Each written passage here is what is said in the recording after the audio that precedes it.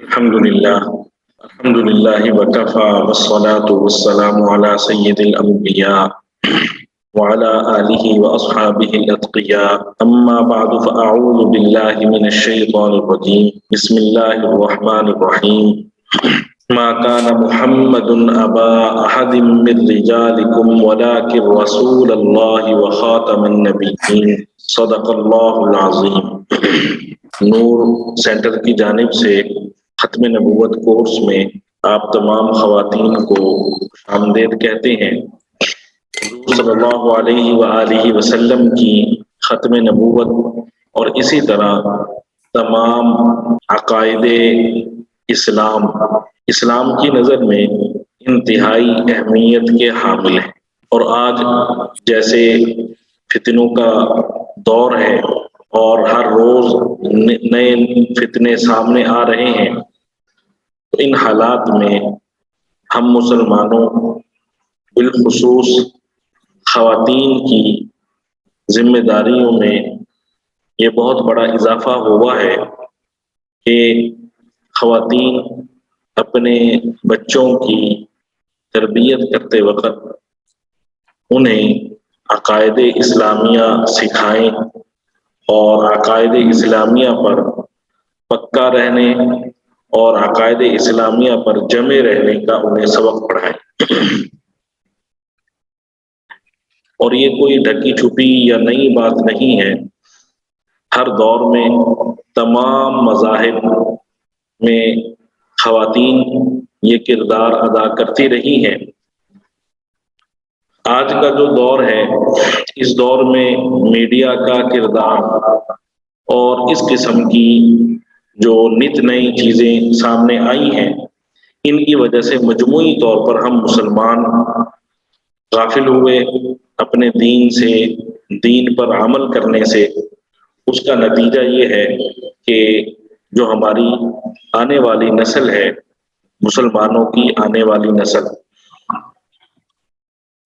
انہیں دین اسلام سے لگاؤ ہی نہیں رہتا۔ اس کا بنیادی طور پر حل اور بنیادی ذمہ داری وہ والدین کی ہے، اور بالخصوص والدین میں خواتین کی ہے کہ وہ اپنے بچوں کی طرف بچپن ہی سے دھیان دیں اور بچپن ہی سے بچوں کو کھلاتے ہوئے، کچھ کھلاتے ہوئے اور بچوں کے ساتھ ہنستے کھیلتے ہوئے دین اسلام کے جو بنیادی عقائد ہیں، توحید سے متعلق، رسالت سے متعلق، صحابہ کرام رضوان اللہ تعالی علیہم اجمعین سے متعلق ان چیزوں کو یہ انہیں سکھا دیں، تاکہ بچوں کے قلب و دماغ میں یہ چیز جم جائے اور پھر اسے نکالنے سے نکالا نہ جا سکے۔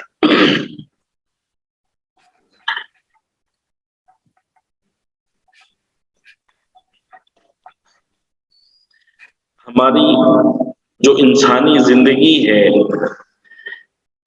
اس پر اگر غور کیا جائے تو اس کے دو پہلو ہیں۔ ایک پہلو ہے نظریاتی اور ایک پہلو ہے عملی۔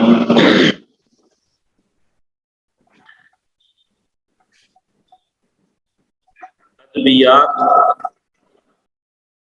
میں جس چیز کو نظریہ کہا جاتا ہے، اسے دین اسلام میں عقیدہ کہا جاتا ہے۔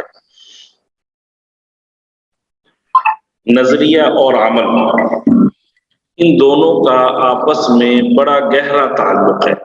نظریہ اور عمل یا عقیدہ اور عمل، ان دونوں کا آپس میں بڑا گہرا تعلق ہے۔ جیسے بیج اور درخت کا آپس میں بڑا گہرا تعلق ہوتا ہے، اسی طرح نظریہ اور عمل کا تعلق ہے۔ اگر بیج ڈالا ہی نہ جائے تو کھیتی کا یا درخت کے وجود کا تصور بھی نہیں کیا جا سکتا۔ اس کا مطلب یہ ہوا کہ درخت کے وجود کا مدار بیج کے ڈالنے پر ہے، اگر بیج موجود ہوگا تو ہم توقع کر سکتے ہیں کہ اس سے کھیتی نکلے گی، درخت آئے گا، اور اگر بیج موجود ہی نہ ہو تو پھر توقع نہیں کی جا سکتی کہ یہاں کوئی کھیتی پیدا ہو یا یہاں پہ کوئی درخت اگ سکے۔ تو اسی طرح جب ہمارا کوئی نظریہ ہوگا، کوئی عقیدہ ہوگا، تو اسی عقیدہ اور اسی نظریہ کے مطابق ہم سے اعمال نکلیں گے، اعمال جاری ہوں گے۔ اور پھر یہ بھی مد نظر رہنا چاہیے کہ اگر ہم چاہتے ہیں کہ نتائج اچھے نکلیں یا ہمیں اچھی کھیتی حاصل ہو، تو اس کے لیے ہم شروع سے ہی کوشش کریں گے کہ ہم اچھا بیج تلاش کریں، تاکہ اچھا بیج ہم زمین میں ڈالیں گے تو اس کے نتیجے میں ہمیں بہترین کھیتی حاصل ہو سکے گی، بہترین پھل حاصل ہو سکیں گے۔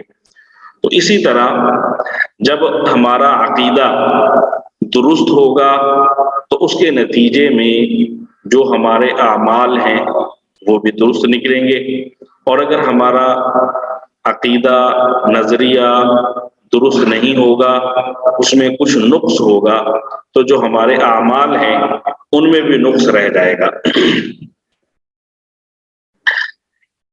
اسلام چونکہ دین فطرت ہے، اس کی تمام تر تعلیمات فطری حقائق پر مبنی ہوتی ہیں۔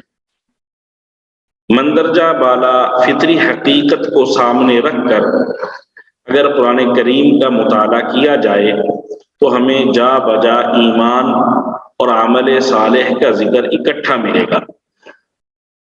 قرآن کریم میں ہر جگہ پہ آمنوا وعملوا الصالحات، ایمان لاؤ اور نیک عمل کرو،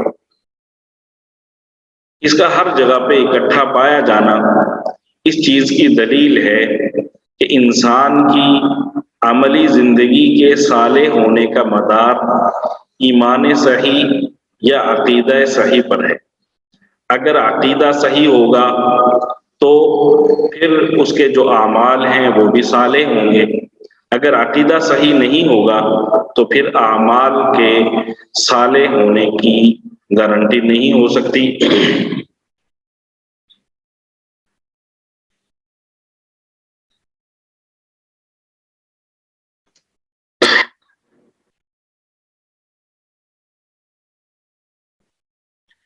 اور پھر یہاں پہ جو بات معلوم ہو رہی ہے وہ یہ ہے کہ صرف عقیدہ کا صحیح ہونا کافی نہیں ہے، بلکہ عقیدے کے بعد جو عقیدہ صحیح ہونے کے بعد جو عمل انسان سے ظاہر ہو وہ بھی صالح ہو۔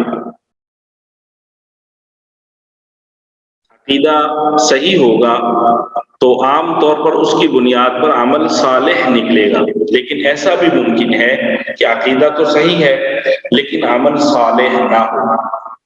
تو جب عمل صحیح نہیں ہوگا تو وہاں پر یہ عقیدہ کی جو صحت کا معاملہ ہے یہ بھی مشکوک ہو جائے گا۔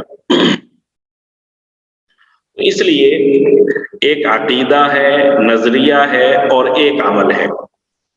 عام طور پر عقیدہ صحیح ہوگا تو اس کے نتیجے میں جو عمل صالح ہے وہ ظاہر ہوگا، اور اگر عقیدہ درست نہ ہو تو پھر ممکن ہے عقیدہ درست نہ ہو پھر تو عمل صالح ہو ہی نہیں سکے گا۔ البتہ جب عقیدہ صحیح ہو، اعمال کی طرف توجہ نہ دی جائے تو پھر ایسا ممکن ہے کہ عقیدہ تو صحیح ہے لیکن جو اعمال ہیں وہ اس سے صحیح نہیں نکل رہے۔ تو اس سارے عرض کرنے کا مقصد یہ ہے کہ دین اسلام میں عقائد کو انتہائی زیادہ اہمیت دی گئی ہے۔ جیسے درخت کے لیے بیج کا ہونا ضروری ہوتا ہے، اسی طرح جو انسانی اعمال کی عمارت ہے اس کے لیے عقیدہ کا جو بیج ہے، عقیدہ کی جو بنیاد ہے اس کی جو صحت ہے وہ انتہائی ضروری ہے۔ اگر عقیدہ صحیح ہوگا تو اسلامی اعمال کی بنیاد کے درست ہونے کے زیادہ امکانات ہیں، اور اگر عقیدہ صحیح نہیں ہوگا، بنیاد صحیح نہیں ہوگی، تو اسلامی اعمال کی جو عمارت ہے اس میں یقینی طور پر خامی رہے گی۔ اور پھر یہاں پہ ایک اور چیز سمجھنے کی ہے کہ اسلام نے جو قرآن پاک میں بار بار ایک چیز سمجھائی ہے کہ اگر عقیدہ صحیح ہوگا، اعمال صالحہ ہوں گے تو ایسا شخص کامیاب ہو گیا۔ تو انسان کی جو کامیابی ہے اس کا مفہوم کیا ہے، اس کا معیار کیا ہے؟ اگر ہم آج کے دور کا جو انسان ہے اس کے ذہن کو سامنے رکھیں تو انسان کی کامیابی کا جو مفہوم اور معیار ہے وہ یہ کہ دنیاوی رہن سہن اس کا اچھا ہو جائے، جبکہ اسلام کے نزدیک کامیابی کا معیار دنیاوی رہن سہن نہیں ہے، دنیاوی معاملات نہیں ہیں، بلکہ اسلام کے نزدیک کامیابی کا معیار اخروی زندگی ہے، کہ اخروی زندگی انسان کی کامیاب ہو جائے۔ اخروی زندگی کو کامیاب بنانے کے لیے ہمیں یہ دنیاوی زندگی عطا کی گئی ہے۔ اخروی زندگی کو کامیاب بنانے کے لیے ہمیں یہ دنیاوی زندگی عطا کی گئی ہے، یعنی یہ دنیاوی زندگی ذریعہ ہے اخروی زندگی کو کامیاب بنانے کے لیے۔ اخروی زندگی کو کامیاب بنانے کے لیے ہمیں کچھ انفرادی اعمال کرنے پڑتے ہیں، کچھ اجتماعی اعمال کرنے پڑتے ہیں، جیسے مثال کے طور پہ عبادات ہیں، معاملات ہیں، اخلاقیات ہیں۔ تو یہ عبادات بعض انسان انفرادی طور پر کرتا ہے، بعض عبادات انسان اجتماعی طور پر کرتا ہے۔ جو معاملات ہیں یہ بھی بعض اوقات انفرادی ہوتے ہیں، بعض اوقات اجتماعی ہوتے ہیں، اسی طرح اخلاقیات، اور یہ تینوں کے تینوں ہمارے دین اسلام کا حصہ ہیں، اور ان تینوں کا درست ہونا اور ان تینوں کا صحیح ہونا عقیدہ کے صحیح ہونے پر منحصر ہے۔ عبادات صحیح تب ہوں گی جب عقیدہ صحیح ہوگا، اخلاقیات اور معاملات صحیح تب ہوں گے جب عقیدہ صحیح ہوگا۔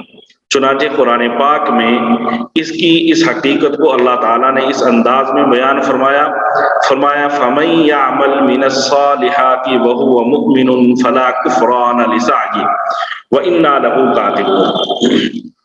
جو شخص نیک عمل کرتا ہے اور وہ مومن ہے تو اس کی محنت اور عمل کو ضائع نہیں کیا جائے گا، اور ہم اس کے عمل لکھتے رہیں گے۔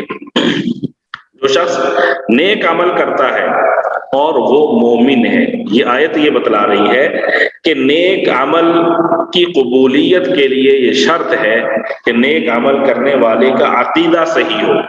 اگر عقیدہ صحیح نہیں ہوگا تو جو اس کا نیک عمل ہے وہ اللہ کے ہاں قبول نہیں کیا جائے گا، اور اس کی جو محنت ہے وہ ضائع ہو جائے گی۔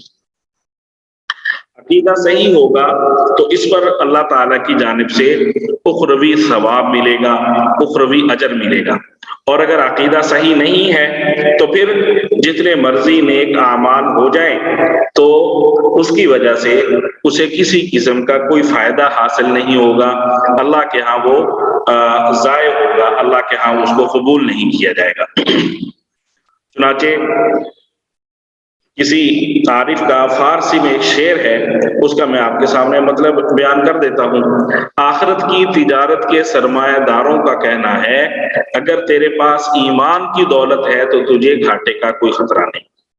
اگر ایمان کی دولت ہے تو پھر گھاٹے کا کوئی خطرہ نہیں، اور اگر ایمان کی دولت نہیں ہے تو پھر گھاٹا ہی گھاٹا ہے۔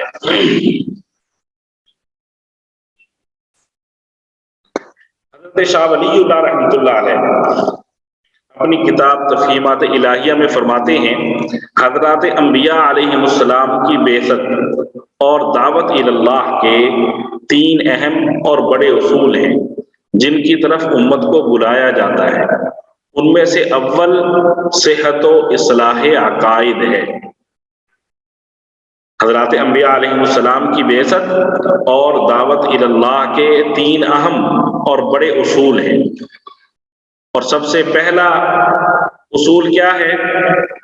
لوگوں کے عقائد صحیح ہو جائیں، لوگوں کے عقائد کی اصلاح ہو جائے۔ تو یہ بنیادی چیز ہے عقائد کی درستی۔ یہ ہر شخص کی ذمہ داری ہے، بالخصوص ہر مسلمان کی ذمہ داری ہے کہ اپنا عقیدہ بھی صحیح رکھے اور اپنے عقیدے کے ساتھ اپنے متعلقین کا جو عقیدہ ہے اس کے اصلاح پر محنت کرے، بالخصوص اپنی اولاد، اپنے شوہر، اپنے والدین، بہن بھائی، یہ ہمارے گھر کے افراد ہوتے ہیں۔ تو طریقے سے پیارے انداز میں ان کے ساتھ عقیدہ کی گفتگو کرنی چاہیے اور انہیں جو دینی اسلامی عقائد ہیں وہ سکھانے چاہیے۔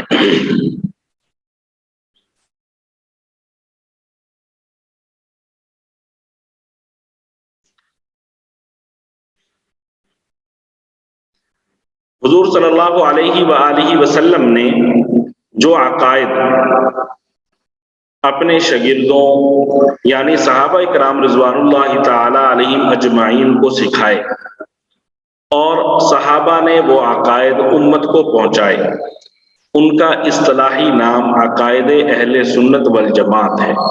ٹھیک ہے جی، جو عقائد حضور صلی اللہ علیہ وآلہ وسلم نے اپنے شاگردوں یعنی صحابہ کرام رضوان اللہ تعالی علیہم اجمعین کو سکھائے اور صحابہ کرام رضوان اللہ تعالی علیہم اجمعین نے امت کو وہ عقائد سکھائے، ان عقائد کا اصطلاحی نام عقائد اہل سنت والجماعت ہے۔ ٹھیک ہے جی، اسی بنیاد پر آپ دیکھتے ہوں گے ہمارے ہاں دو تین تقسیمیں بنی ہوئی ہیں۔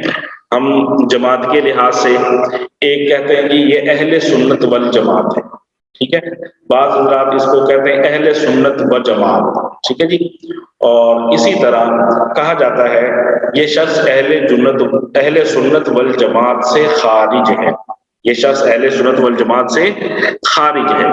تو اس کا مطلب یہ ہے اہل کا معنی ہوتا ہے والے، اور سنت کا معنی سنت حضور صلی اللہ علیہ وآلہ وسلم کی سنت، تو اہل السنت کا معنی ہوا سنت والے۔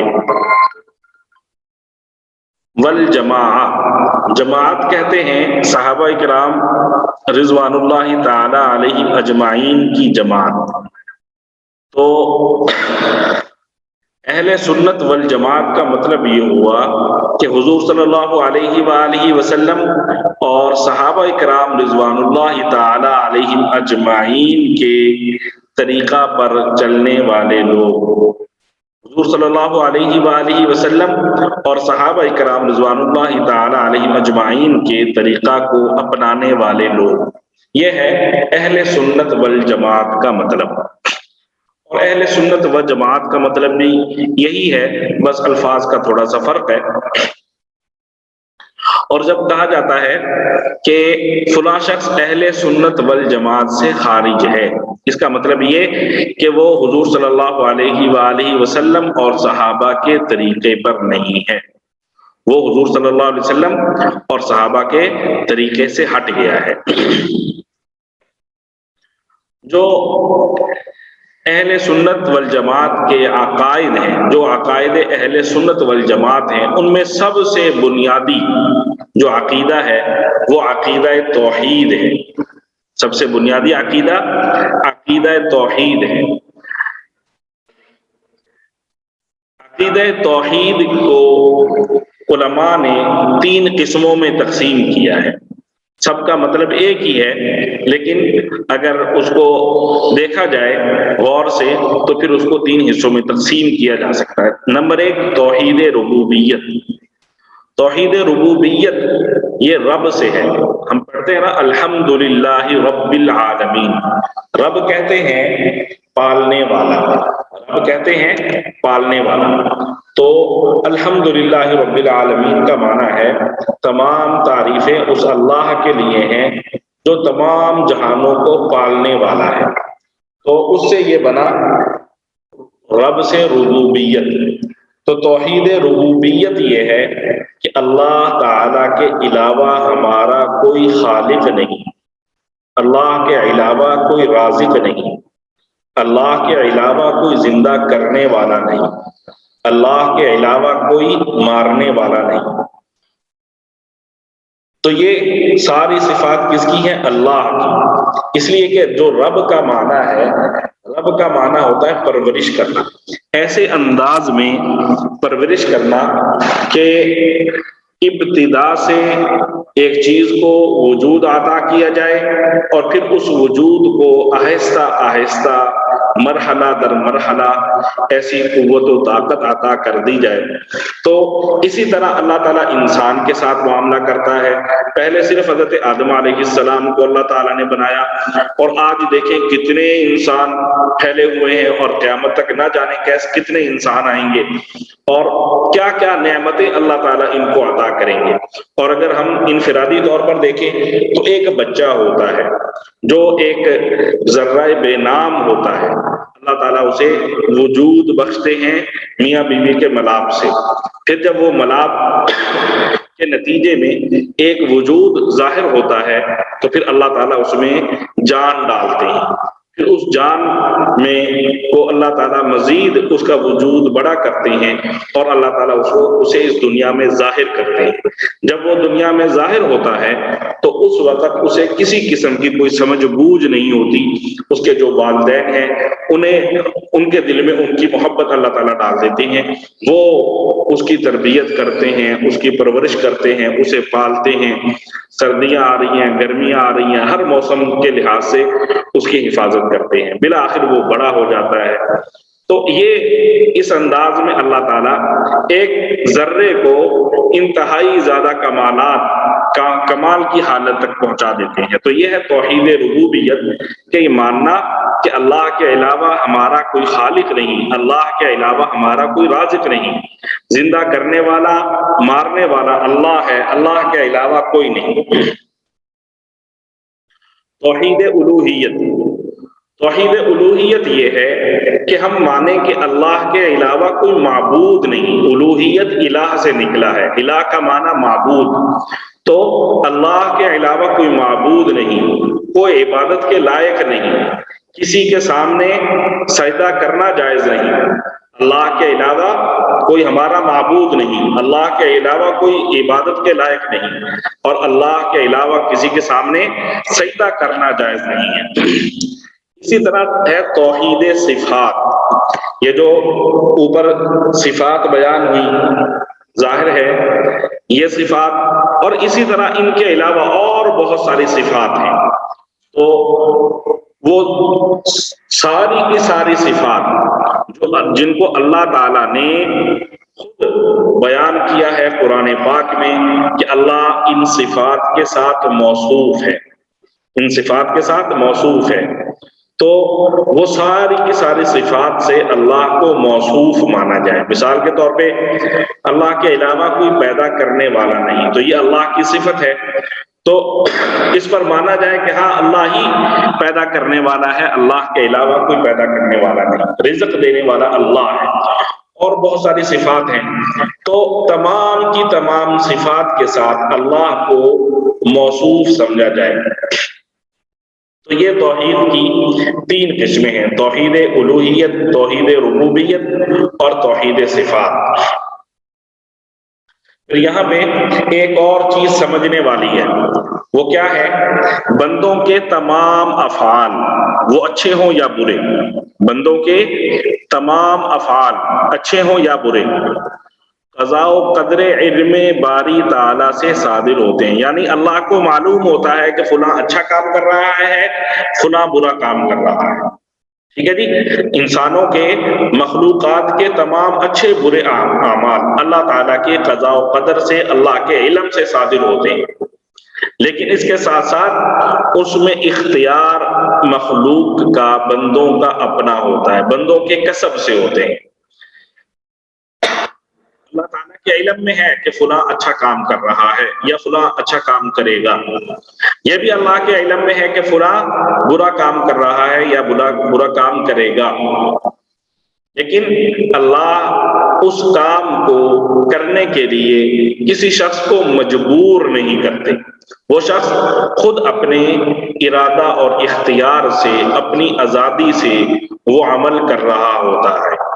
اللہ تعالیٰ کے علم میں ہوتا ہے لیکن اللہ تعالیٰ اسے مجبور نہیں کرتے، انسان خود اپنے ارادے سے، خود اپنے اختیار سے اچھا یا برا عمل کر رہا ہوتا ہے۔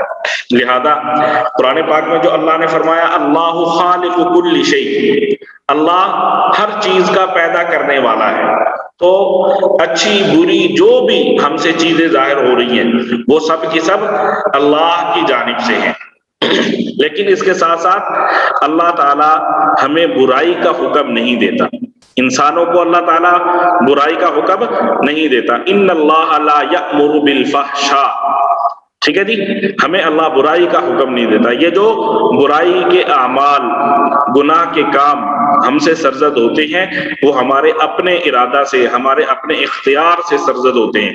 اسی طرح کوئی شخص کفر و شرک اختیار کرتا ہے تو اللہ کو وہ پسند نہیں ہے، قرآن پاک نے صاف کہہ دیا وَلَا يَرْضَىٰ لِعِبَادِهِ الْكُفْرَ، اللہ اپنے بندوں کے لیے کفر کو پسند نہیں کرتا۔ یہ توحید سے متعلق چند باتیں تھیں، چونکہ یہ ہمارا عقیدہ ختم نبوت سے متعلق کورس ہے تو اس میں جو ارادہ ہے بیان آپ کو سمجھانے کا، تو ابتدا سے بات شروع کی جا رہی ہے تاکہ جو ہمارے عقائد ہیں وہ سارے کے سارے عقائد آپ لوگوں کے علم میں ہوں، آپ کو معلوم ہو، کہیں پہ کوئی بات ہو سکتی ہے، کوئی بات کر سکتا ہے تو اس کے مطابق آپ جو ہے نا آپ کو معلوم ہو ہمارا اس سلسلے میں کیا عقیدہ ہے، کیا عقیدہ نہیں ہے۔ تو بنیادی طور پر عقیدہ توحید سمجھایا گیا، آگے انشاءاللہ عقیدہ رسالت سے متعلق چند باتیں عرض کی جائیں گی، اور اس کے بعد جو ہمارے اسلامی عقائد ہیں ان کا خلاصہ انشاءاللہ ہم پڑھیں گے، اور اس کے بعد عقیدہ ختم نبوت سے متعلق انشاءاللہ آگے پورا مہینہ سبق ہوں گے، عقیدہ ختم نبوت کے جو مختلف پہلو ہیں ان سب پر انشاءاللہ ہم سیر حاصل گفتگو کریں گے۔ عقیدہ توحید کے بعد جو چیز ہم مسلمانوں کے لیے سب سے زیادہ اہمیت کی چیز ہے وہ حضور صلی اللہ علیہ وآلہ وسلم کی ذات گرامی ہے۔ حضور صلی اللہ علیہ وآلہ وسلم کی ذات گرامی سے مسلمانوں کو محبت کرنے کا حکم دیا گیا ہے، اور حضور صلی اللہ علیہ وآلہ وسلم ہمارے جو اسلامی عقائد ہیں ان کا بنیادی حصہ حضور صلی اللہ علیہ وآلہ وسلم کی ذات ہے، اور کسی شخص کے مسلمان ہونے کی بنیادی نشانی یہ ہے کہ اس کا تعلق حضور صلی اللہ علیہ وآلہ وسلم سے کیسا ہے۔ قرآن پاک میں اللہ تعالیٰ نے فرمایا ہے قُلْ إِن كُنتُمْ تُحِبُّونَ اللَّهَ فَاتَّبِعُونِي يُحْبِبْكُمُ اللَّهُ وَيَغْفِرْ لَكُمْ ذُنُوبَكُمْ وَاللَّهُ غَفُورٌ رَحِيمٌ۔ قل اے پیغمبر آپ لوگوں سے کہہ دیجئے ان کنتم تحبون اللہ، اگر تم اللہ سے محبت کرتے ہو فاتبعونی تو میری اتباع کرو۔ اگر اللہ سے محبت کا دعویٰ ہے تو حضور صلی اللہ علیہ وآلہ وسلم کی اتباع کرنی پڑے گی۔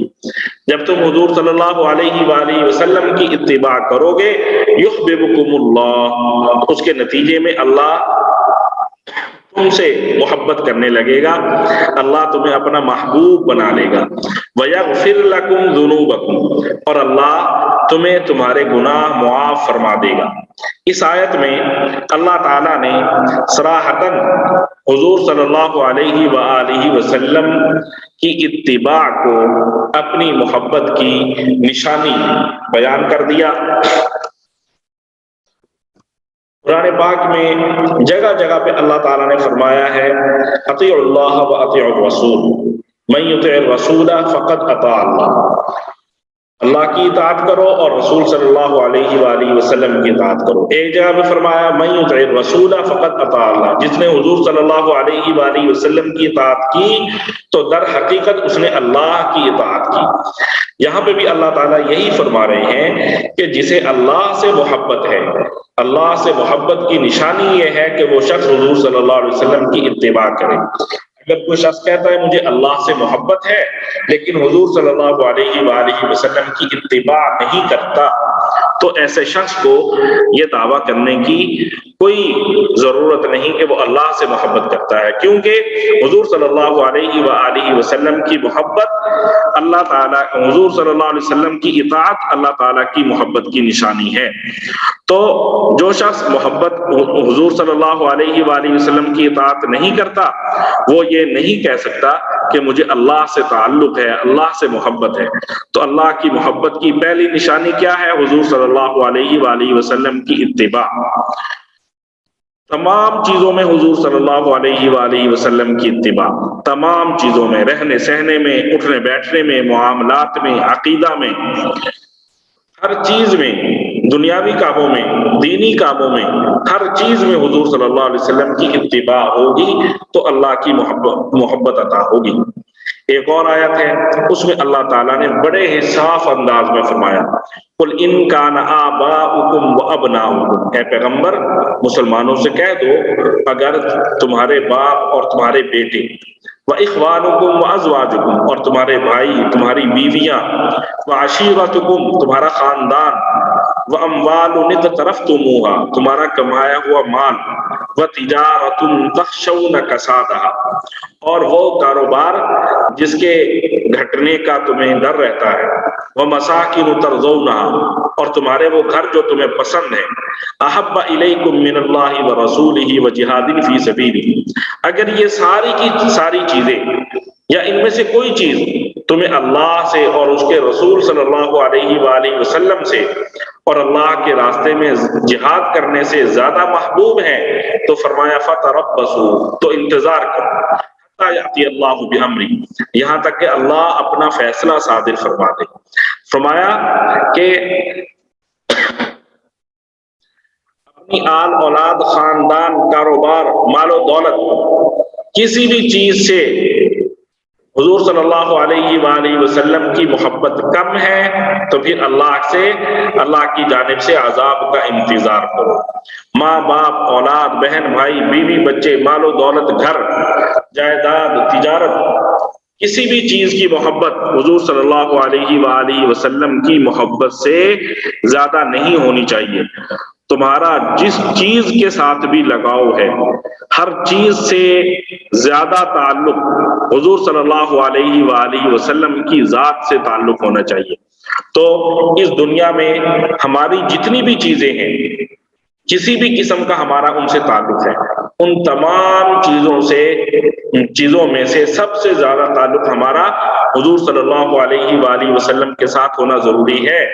اگر ہمارا تعلق حضور صلی اللہ علیہ وسلم کے ساتھ نہیں ہے، اس کا مطلب اس قرآن پاک کی آیت کی روشنی میں یہ ہے کہ ہم کامل ایمان والے نہیں ہیں۔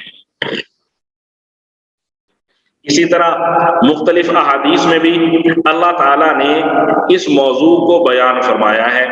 ایک حدیث میں حضور صلی اللہ علیہ وسلم نے فرمایا لا یؤمن احدکم حتی اکون احب الیہ من والدہ وولدہ والناس اجمعین، تم میں سے کوئی شخص اس وقت تک کامل ایمان والا نہیں ہو سکتا جب تک میرے ساتھ اپنے والدین اور اپنی اولاد اور تمام لوگوں سے بڑھ کر محبت نہ رکھے۔ جب تک کوئی شخص حضور صلی اللہ علیہ وآلہ وسلم سے محبت اپنے تمام رشتہ داروں، والدین، اولاد اور تمام لوگوں سے بڑھ کر حضور صلی اللہ علیہ وسلم سے محبت نہیں رکھے گا تو وہ کامل ایمان والا نہیں ہوگا۔ تو کیا حاصل ہوا قرآن پاک کی اس آیت سے اور اس حدیث سے کہ سب سے زیادہ حضور صلی اللہ علیہ وآلہ وسلم سے محبت رکھنا ضروری ہے۔ حضور صلی اللہ علیہ وآلہ وسلم کی محبت کم ہو تو پھر یہ ہمارے ایمان کے لیے خطرے کی نشانی ہے، خطرے کی بات ہے۔ اس لیے ہمیں حضور صلی اللہ علیہ وآلہ وسلم کی جو محبت ہے اس کو اپنے اندر پیدا کرنا ہے، اپنے رشتہ داروں میں، اپنی اولادوں میں، سب میں حضور صلی اللہ علیہ وسلم کی محبت کو پیدا کرنا ہے۔ اور حضور صلی اللہ علیہ وآلہ وسلم کی محبت کو پیدا کرنے کا سب سے آسان طریقہ کیا ہے کہ حضور صلی اللہ علیہ وآلہ وسلم کی سیرت کا مطالعہ کیا جائے، حضور صلی اللہ علیہ وآلہ وسلم پر کثرت سے درود شریف پڑھا جائے۔ اس کے ساتھ ہی میں عرض کروں گا، اللہ تعالیٰ نے حضور صلی اللہ علیہ وآلہ وسلم کو دین اسلام دے کر بھیجا ہے، تو اللہ کو دین اسلام کے علاوہ کوئی دین پسند نہیں ہے۔ اللہ کو دین اسلام کے علاوہ موجودہ دور میں کوئی دین پسند نہیں ہے۔ سب سے زیادہ پسندیدہ دین کون سا ہے؟ اسلام۔ اور پھر اسلام بھی وہ جو حضور صلی اللہ علیہ وآلہ وسلم سے لے کر ہم تک پہنچا ہے۔ درمیان میں جو لوگ حضور صلی اللہ علیہ وسلم کے راستے سے ہٹ گئے، ان کا کسی قسم کی کوئی چیز لینا، ان کے ساتھ تعلق رکھنا ہمارے لیے جائز نہیں ہے۔ اور صاف اللہ تعالیٰ نے فرمایا، سورہ آل عمران کی یہ دو آیتیں آپ کو نظر آ رہی ہیں، ایک تو فرمایا ان الدین عند اللہ الاسلام، اللہ کے نزدیک پسندیدہ دین دین اسلام ہے۔ دوسری آیت میں اللہ نے فرمایا وَمَن يَبْتَغِ غَيْرَ الْإِسْلَامِ دِينًا فَلَن يُقْبَلَ مِنْهُ، جو شخص اسلام کے علاوہ کوئی اور دین اختیار کرنا چاہے گا فَلَن يُقْبَلَ مِنْهُ، تو اس سے وہ قبول نہیں کیا جائے گا۔ وَهُوَ فِي الْآخِرَةِ مِنَ الْخَاسِرِينَ، اور آخرت میں وہ ان لوگوں میں شامل ہوگا جو سخت نقصان اٹھانے والے ہیں۔ تو دین اسلام پر عمل کرنا، دین اسلام پر جینا، دین اسلام پر مرنا، اور حضور صلی اللہ علیہ وآلہ وسلم کی محبت، یہ ہمارا جو اوڑھنا بچھونا ہونا چاہیے، یہی ہماری تمنا ہونی چاہیے۔ دعا ہے اللہ تعالی ہم سب کو حضور صلی اللہ علیہ وآلہ وسلم کی کامل محبت عطا فرمائے اور دین اسلام پر جینا مرنا عطا فرمائے، صلی اللہ علیہ وآلہ وسلم۔ آج کے لیے اتنا ہی انشاءاللہ، کل انشاءاللہ عقیدہ رسالت سے متعلق چیزیں عرض کی جائیں گی۔